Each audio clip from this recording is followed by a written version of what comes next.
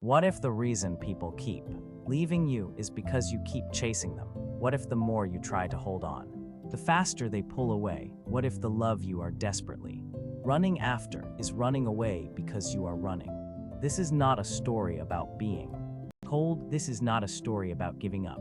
This is a story about something far more powerful: stillness. This is the story of Ethan and the day he stopped running, and everything came back. Ethan was the kind of person who loved deeply, maybe too deeply, when he cared about someone. He gave them everything: his time, his attention, his energy, his whole heart, open, unguarded, completely exposed. He texted first. Always he planned the dinners. Always he remembered the anniversaries, the small details, the things people mentioned once and forgot they ever said. He was, by every definition, a good person, but good people can have bad habits. And Ethan's bad habit was this: he chased. If a friend went quiet, Ethan sent 3 messages. If someone seemed distant, Ethan tried harder. If a relationship felt like it was slipping, Ethan held on tighter, like a man drowning, grabbing at waters, confused why it keeps slipping through his fingers. His closest friend, Maya, watched this for years. One evening over coffee, she said, "Ethan, can I tell you something honest?" "Of course," he said. "You chase people like your life depends on it, and I think, somewhere inside you, you believe it does." Ethan laughed uncomfortably. "I just care about people," he said. "I know," Maya said gently, "but there's a difference between caring and needing people to stay so you can feel okay." He didn't respond because somewhere deep inside, he knew she was right. The truth about Ethan, the truth he had never said out loud, was this: he was terrified of being left. Not just by lovers or friends, but by anyone. As a child, his father had left without warning, one morning there, the next gone. No explanation, no goodbye, just absence. And 7-year-old Ethan had learned a lesson that wasn't true, but felt absolutely real. If I am not enough, people will disappear. So he spent the next 25 years trying to be more than enough, more attentive, more available, more givings, more, until he had nothing left. And still, people left. Then came Lily. Ethan met her at a bookstore on a rainy afternoon. She was reading a novel he loved. They talked for 2 hours without noticing the time. It felt like magic, the kind of magic that makes you believe in things you had stopped believing in. They started spending time together: walks, dinners, long conversations that stretched past midnight. Ethan felt something he hadn't felt in years, alive. But after a few weeks, Lily started pulling back. Her replies came slower. Her schedule suddenly became busier. The warmth in her voice just slightly cooled, and Ethan felt it immediately. That old familiar feeling, cold, sharp, spreading through his chest. Like ice water. She's leaving. And so he did what he always did. He chased. He texted more. "Hey, haven't heard from you. Everything okay? Just thinking about you. Did I do something wrong?" He suggested plans. He made himself more available. He tried to be funnier, warmer, more interesting. He performed. And Lily, who had simply been going through a busy week at work, started to feel something she hadn't felt before: pressure. The more Ethan reached, the more she stepped back, not because she didn't like him, but because something felt off. Something felt unbalanced, like she was standing still, and he was running toward her at full speed. And she didn't know how to tell him to slow down without hurting him. One evening she called, "Ethan, I think we should take some space." The words hit him like cold water. "Space," he said. "Why? What did I do?" "You didn't do anything wrong," she said carefully. "I just feel, I don't know, like there's a lot of pressure, like I can't breathe sometimes." "I just care about you," he said, his voice cracking slightly. "I know," she said, "but Ethan, caring about someone shouldn't feel like chasing them." The call ended. Ethan sat on his kitchen floor, not on a chair, not on the sofa. The floor, because sometimes pain is so heavy, it takes you all the way down. He sat there for a long time, and in that silence, with no one to text, no one to chase, no performance to give, he heard something, a question, rising slowly from somewhere deep inside him. "Ethan, who are you when you are not trying to make someone stay?" He opened his mouth to answer, and nothing came out because he didn't know. He had spent so long defining himself through other people's presence, through being knighted, through being chosen. That without someone to chase, he didn't know who he was.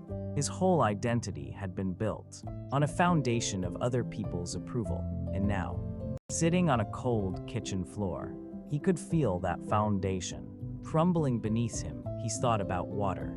When you hold water in your open palm, it stays, but when you close your fist, when you squeeze, when you desperately try to keep it, it runs through your fingers every single time.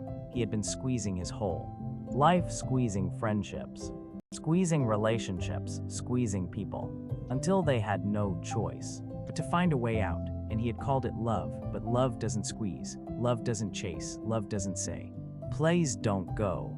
With every text, every call, every desperate gesture, real love says something quieter, something braver. Real love says, "I am here and I am whole."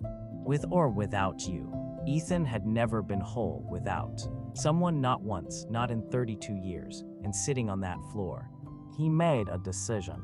Not to stop caring, not to become cold, not to build walls, but to do something he had never done before, to stop running, to stop reaching, to stop performing, and to start, for the very first time, being still. The first week of stillness was the hardest. Every instinct told him to reach out, to text, to call, to fix, to chase. His fingers hovered over his phone 100 times a day, but each time, he put it down and did something radical instead. He turned toward himself. He started waking up early, not to check messages, but to sit with his coffee and watch the morning light. He started reading again, books he had bought years ago and never opened because he was always too busy managing other people's feelings. He started walking, long, slow walks with no destination, just him and his thoughts, and the sound of the world going about its business. And slowly, something began to shift. He started to notice things he had missed: the way rain smelled on warm pavement, the satisfaction of cooking a meal just for himself, the quiet joy of an evening with no obligations, no one to impress, no one to keep, no performance to give. He started to feel something unfamiliar, something he couldn't name at first. Then one morning, sitting by his window, coffee in hand, watching the street below, he recognized it: peace, not the performed peace of saying yes when he meant no, not the exhausted peace of having pleased everyone. Real peace, the kind that comes from inside, the kind that doesn't need anyone's permission. And then, the twist, 3 weeks after Lily had asked for space, she called. Ethan looked at his phone.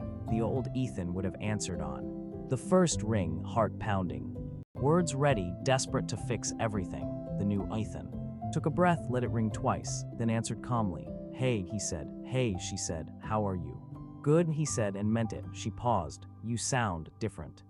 "What?" "I feel different," he said simply. They talked for an hour. Easy, unhurried, real, no performance, no desperation, just two people talking. At the end of the call, Lily said, "I'd like to see you again, if you want." Ethan smiled. "I'd like that too," he said. "Let me know when you're free." He didn't suggest 5 dates. Immediately, he didn't rearrange his schedule before she even answered. He just waited, and it felt extraordinary. Maya called him the next day. "You seem different," she said. "What happened?" Ethan thought for a moment. "I stopped running," he said, "and I found out I didn't need to. So here is what I want you to understand. When you chase people, you are sending them a message, not with words, but with energy. The message is, I am not enough on my own. I need you to complete me. Please don't go. Because without you, I am nothing." And people feel that message, even when you never say it out loud, and it pushes them away, not because they are cruel, but because nobody wants to be someone else's lifeline. Nobody wants that responsibility. Nobody wants to feel like, if they live, they are destroying you. But when you are whole, when you are at peace with yourself, when you can be alone and be okay, you send a completely different message. I enjoy your company. I value your presence, but I do not need you to survive. I choose you freely, from a place of fullness, not fear. That is attractive. That is magnetic. That is what makes people want to stay. Not chasing, being, not running after. Standing still and shining, because here is the final truth. The truth that changes everything. Once you truly understand it, the right people, the ones who are meant to be in your life, will not need to be chased. They will see your light from a distance, and they will walk toward you. All you have to do is stop running and let them find you. So today, put the phone down, stop sending the third message. Stop rearranging your life for people who are not rearranging theirs for you. Turn inward, build yourself, fill yourself, love yourself, the way you have been loving everyone else, and watch what happens next. The right people don't run from stillness, they are drawn to it. If this story spoke to something inside you, share it with someone who is still running, someone who is exhausted from chasing, someone who has forgotten that they are worth being chosen. Without the chase, this video is for them. This video is for you. Thank you for watching.